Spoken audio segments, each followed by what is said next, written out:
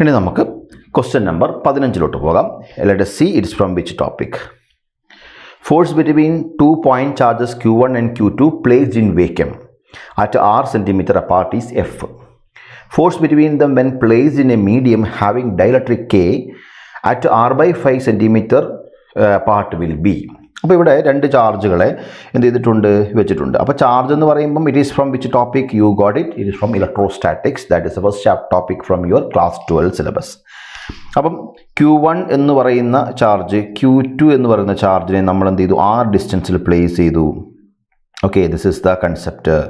Okay, അപ്പോൾ അങ്ങനെയാണെങ്കിൽ ഈ കാണിച്ചിരിക്കുന്ന ഫോഴ്സിനെ നമ്മൾ എങ്ങനെ എഴുതാം? K into Q1 into Q2 divide by r² എന്ന് കൊടുത്തേക്കാം, നമ്മുടെ ഫസ്റ്റ് കണ്ടീഷൻ. ഇനി ഇതേ കേസ് നമുക്ക് എന്ത് ചെയ്യാം? Same charge, but this time what they have done means Q1 and Q2 is placed in a medium. ഇവിടെ ഒരു മീഡിയം ഉണ്ട്.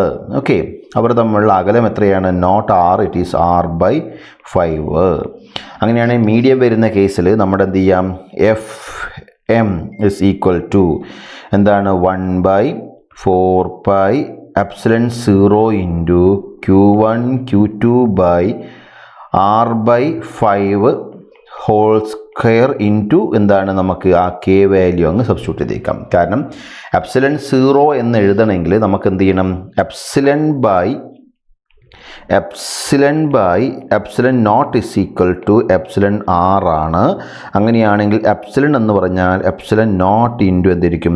എപ്സിലൺ r ആയിരിക്കും. അതുകൊണ്ട് ഇവിടെ എന്ത് ചെയ്യാം? നമുക്ക് ഈ എപ്സിലൺ എന്ന് പറയുന്ന വാല്യൂവിനെ നമുക്ക് എന്ത് ചെയ്യാം? സബ്സ്റ്റിറ്റ്യൂട്ട് ചെയ്യുന്ന സമയത്ത് ഇവിടെ നമ്മൾ യൂഷ്വലി നമ്മൾ കൊടുക്കേണ്ടത് എപ്സിലൺ എന്നാണ്. എപ്സിലൺ എന്ന് കൊടുത്തു കഴിഞ്ഞാൽ നമുക്ക് എന്ത് എഴുതാം? 1/4π epsilon into Q1 Q2 by r/5 whole square. എപ്സിലണിനെ നമ്മൾ റീറൈറ്റ് ചെയ്യുമ്പോൾ ഒരു epsilon nought into epsilon r എന്ന് വരും. That value is taken as K എന്ന് പറഞ്ഞ് നമ്മൾ കൊടുക്കാം നമുക്ക്. So that your answer will be എത്രയാണ് വരുന്നത്? നമുക്ക് ഈ കാണുന്ന കണ്ടീഷനെ നമ്മളൊന്ന് റീറൈറ്റ് ചെയ്തു. 1/4π epsilon 0 into Q1 Q2 by r² into 1 ഈ കാണിച്ചിരിക്കുന്ന എന്താണ്? r² 25 ഉണ്ടാകും. 25നെ നമുക്ക് മേലേക്ക് കൊണ്ടുപോകാം. ഈ കാണുന്ന പോലെ K വാല്യൂ താഴെ ഇട്ട് കൊടുത്തേക്കാം. So that this is equal to 5 times of എന്ത് കിട്ടും? നമ്മുടെ എഫിനോട് ഈക്വൽ ആയിട്ട് കിട്ടും. കാരണം കെയുടെ വാല്യൂ 5 ആണ്. On substituting the K value 25/5 is equal to 5. So rest of the conditions are equivalent to this one. So you will get the answer 5F എന്ന് കിട്ടും. So the answer to the given question will be option 2 ആയിരിക്കും. 5F എന്നാണ് നമുക്ക് കിട്ടുന്ന answer.